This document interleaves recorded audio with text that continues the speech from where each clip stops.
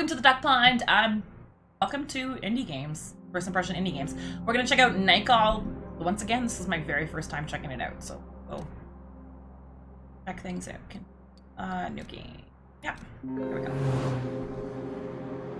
I don't know anything about this game, so I'm diving in completely blind.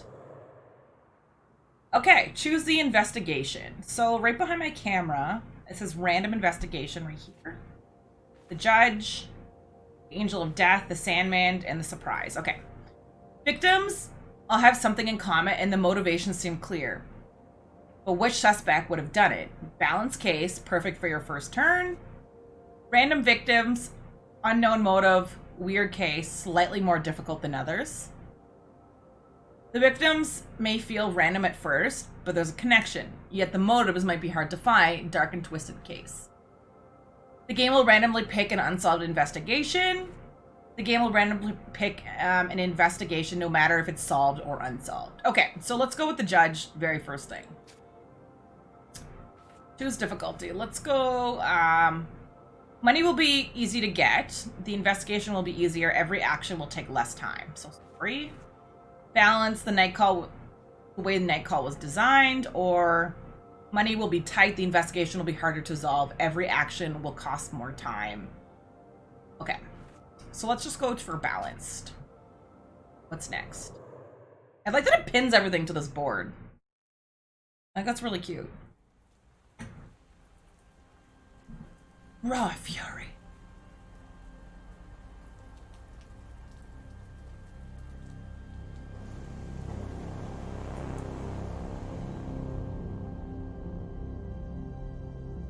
So this is gonna be like almost like a movie, but not. So there's just the credits underneath my camera, guys. 1117. Wait, 1178. Was that the radio code?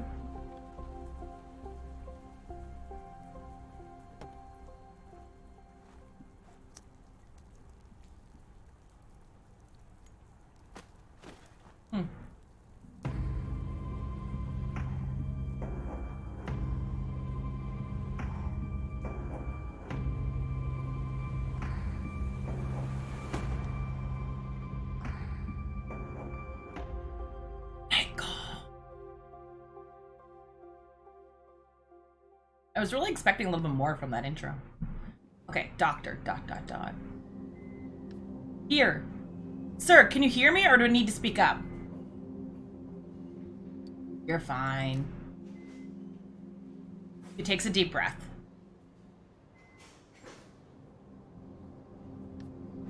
Doctor, sir.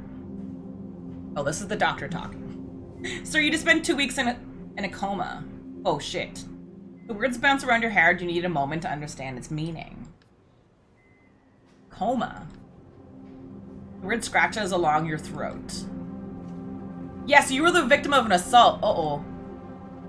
The word resonates in your head. Victim. You were aware a serial killer is currently on the loose in Paris. You feel the contents of your stomach crawling up in your throat. The judge, as the police call the killer, assaulted on you. As the police call the killer, assaulted you. The bullet touched your liver, and in most circumstances, it would have been fatal. We chose to put you in an induced. Her voice becomes more distant, fades. You taste bile on the back of your throat, your head is burning. You hear a whisper in one ear. Your fingers move to your wound. Underneath your bandages, you can feel hard skin, and it's incredibly painful. Did they? I'm sorry? Did they catch the judge? No. Uh-oh. Uh-oh. What about my passenger? He was dead before we even got you out of your cab.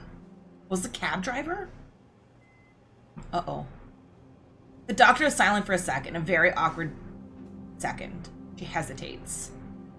The police would like to see you as soon as possible to ask you some questions. After all, you're the only one who survived the judge. Noise in the hallway attracts your attention. You try to turn your head to no avail. You need to rest. She leaves the room. Her voice resonates in the hallway. I don't care. He's the only witness. Another female voice joins in. A strong, authoritarian voice. You can't clearly make up what she's saying. A strange feeling washes over you. It's not pain, not fatigue. Some odd combination of the two. Before being in the hospital room, you'd never realize that anger was made up of a combination of pain and exhaustion. Anger. A feeling you know all too well. Days go by, and a month later, night 1. Interesting. Whoa. Well, boss? Well, look, I've got a bit of a problem. A real problem, that is. You have a pounding headache. It's your first night behind the wheel since the attack. Boss, are you listening to me? Well, that's the boss. You catch your boss's eye in the rearview mirror. Yeah. He stares at you for a second or two without speaking. Sometimes I wonder what's going on in your head. You'll always seem so far away. Oh, I didn't see that. I just want things to get back to normal, to clear my head, to stop thinking about it all. He's watching you closely, trying to make out what's going on in your head. You know I'm worried about you, don't you? I know. You're like a son to me, you know? I know. You know, he's about to tell you about the story of his taxi fleet again. When my father died, he left me the store. I could have sold it. I could have retired, gone back to the old country. I don't want to listen to this. But you preferred starting your own company and hiring the local guys.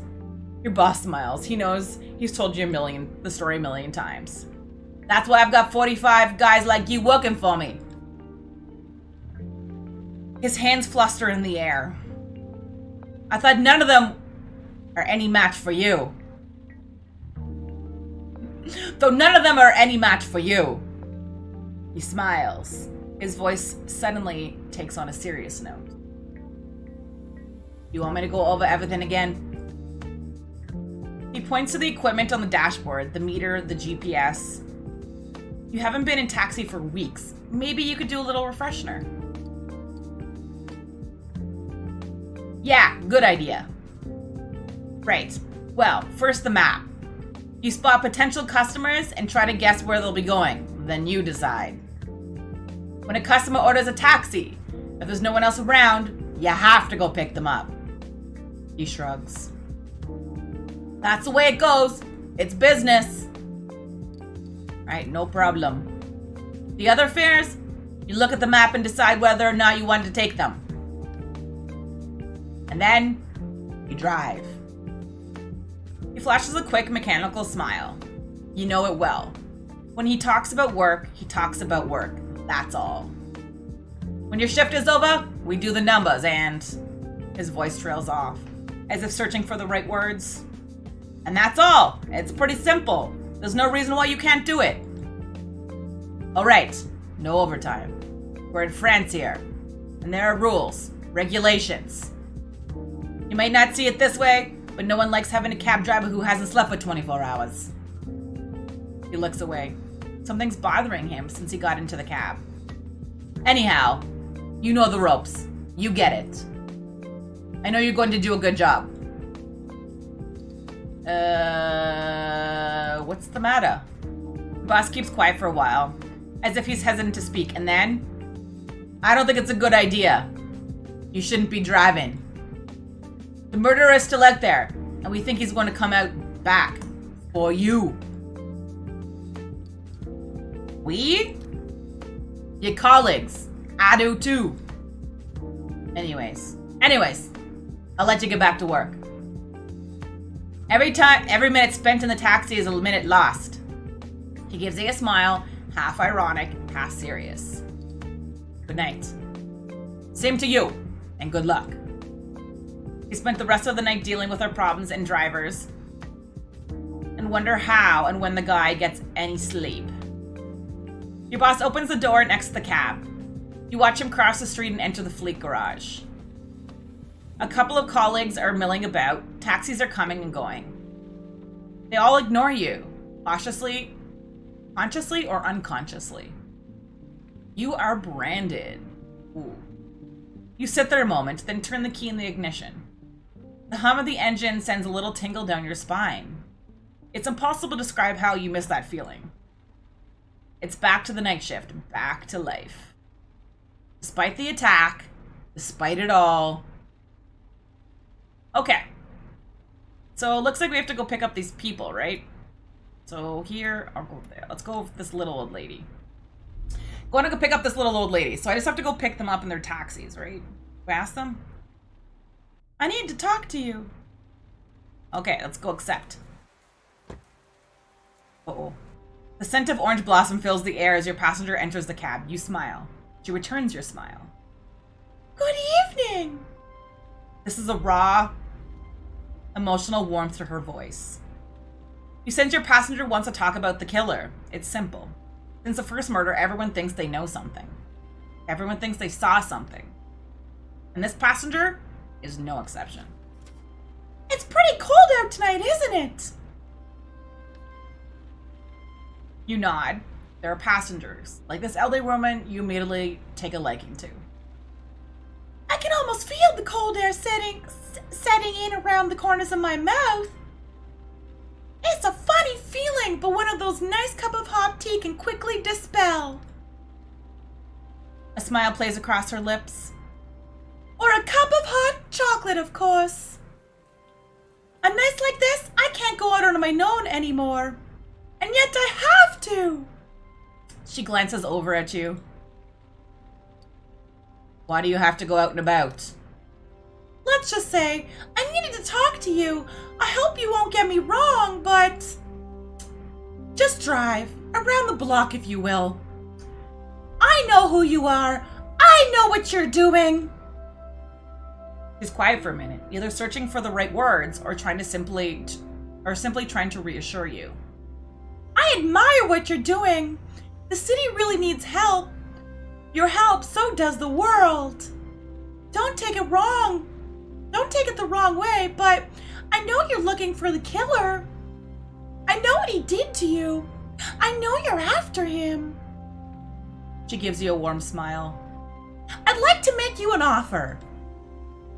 You can take it, or you can leave it. But I'd like everything I tell you to remain a secret, no matter what happens afterwards. What do you say?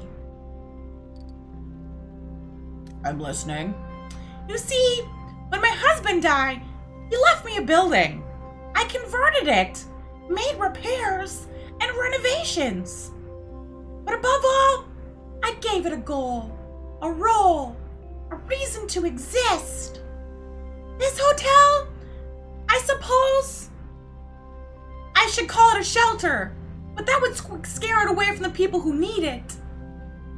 Some say it's a retreat, but same thing. The word has unpleasant connotations. I keep calling it a hotel because my guests need to realize they're only passing through, that their real life is out there waiting for them. Her eyes meet yours. There's more to the kind grandmother in the back seat of your cab than meets the eye. A hint of greatness. Are you following me? Yes, I believe so. Good. Well, anyhow, the hotel is reserved for men, women, and couples. For anyone who needs it, really. I use the word reserve, but there aren't really any eligibility conditions. None other than my own, that is.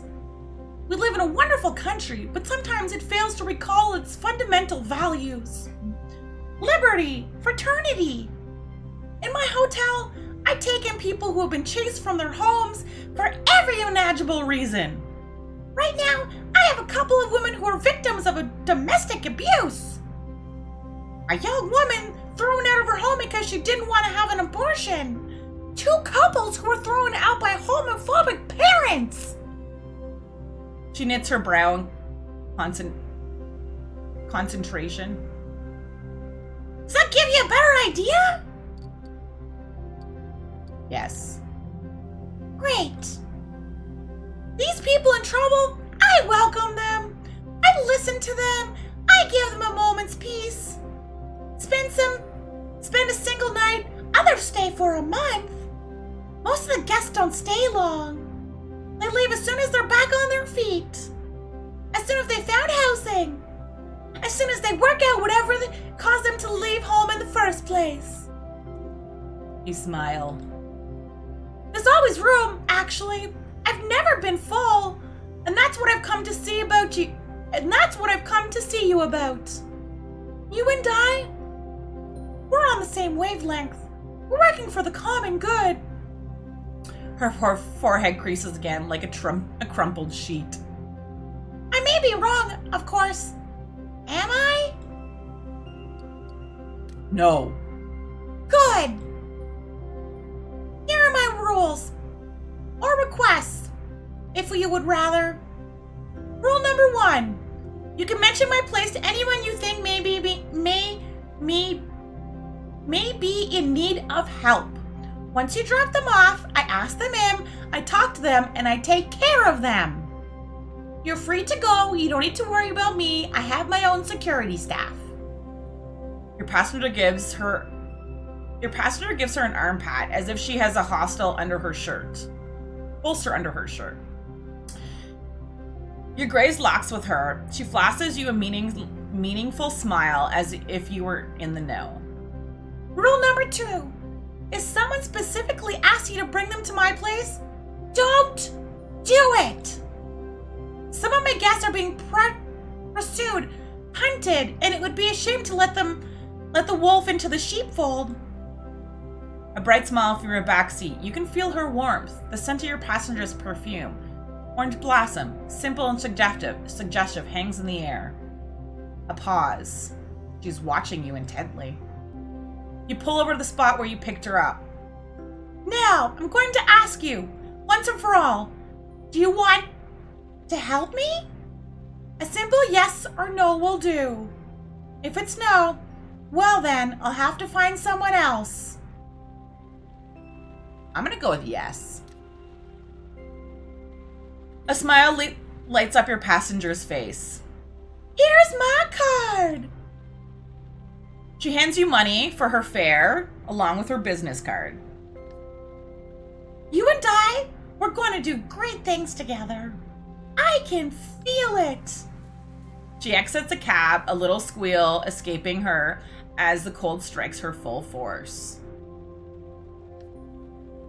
Good night. Try to stay warm. She vanishes down a nearby side street. You sit there for a moment, business card in hand. As you start the cab, a slow smile spreads over your face. Well, that was interesting. Got some money, too. Oh, this is going to be an interesting game, guys. This shows you your money. It shows you what time it is. It also shows or how much time you have left in your shift, maybe? Or the day. And it shows your gas. This is really interesting, guys. I would have preferred this game if it had voiceovers or a little bit less talking for me or a little bit more sound effects. I don't like talking, but I do have fun doing all the voice roles, so that was kind of fun. I'm going to continue playing this. I think it's going to be a really cute little game. You can get it on sale. It's actually not that much. I think it's only about $12 or something like that. Maybe even, I don't know, more or less. Anyways, guys, if you had fun and you enjoyed yourself, make sure you comment down in the comment box below. If you have any first impression videos you want me to do, make sure they're indie games, and you can leave comments in the comment box down below to let me know those indie games are.